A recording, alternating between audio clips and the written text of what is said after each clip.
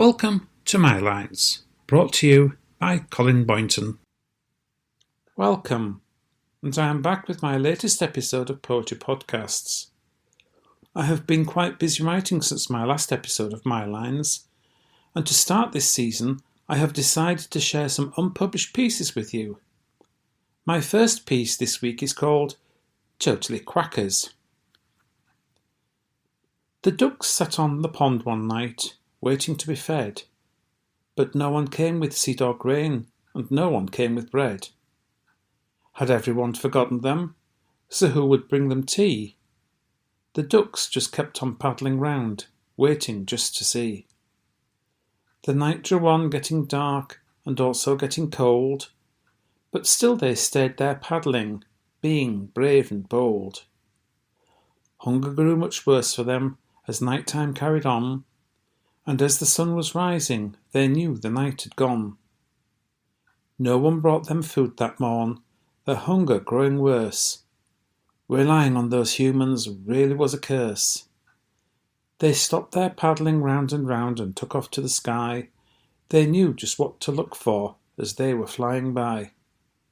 And there below they spotted what they were looking for, the humans who once fed them, coming out their door. They dive-bombed on those people and flew around and round, giving them the biggest fright. They lay down on the ground.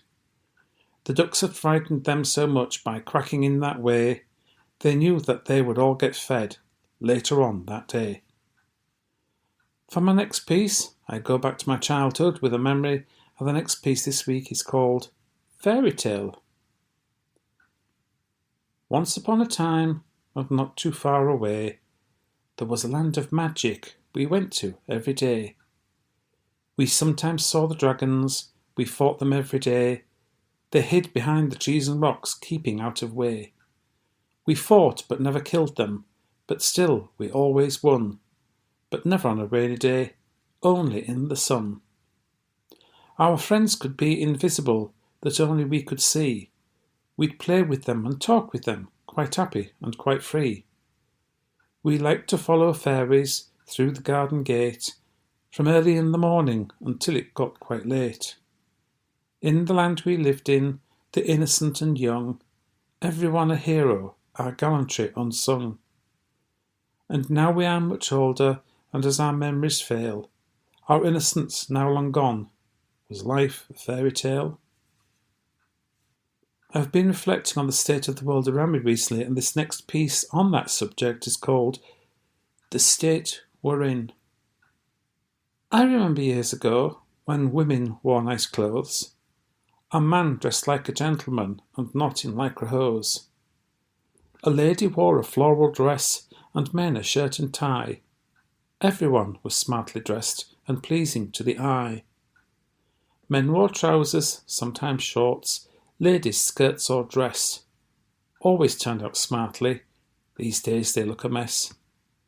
Some figures do not suit tight clothes. They highlight every lump. They simply do not fit quite right. They show up every bump. It really is an awful shame that no one seems to care if they look a dreadful mess with the things they wear. The next piece I've chosen is actually a follow-up to the previous piece, and it's called The State We're In 2. Some people do not give a damn and do not seem to care. They drive around in their cars like no one else was there. They drive too fast and won't slow down and have no courtesy. They seem to think they own the roads built for you and me. They flash their lights and blow their horns, getting in a rage, and just because their car is big, they do not act their age. Their driving can be dangerous in either car or van. They want to get from A to B as quickly as they can. They do not think of safety, forgetting any rules, all the things they were taught in the driving schools.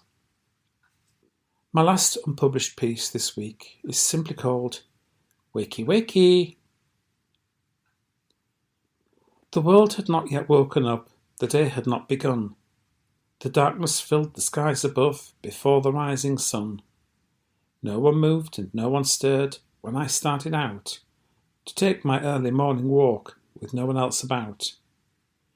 The silence that was deafening would soon be changed by sound of many waking blackbirds that seemed to be around. A sound so very magical, 1,000 birds will sing. Not many people hear it or feel the joy they bring. Each blackbird sounds so different and brings me so much cheer.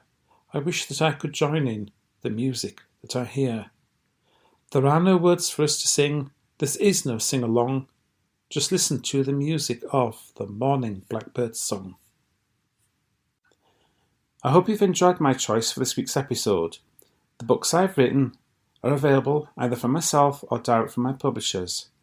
For more details, see my website www.collinscorner.co.uk. Thank you for joining me today, and I hope you'll join me once again next time for another episode of My Lines.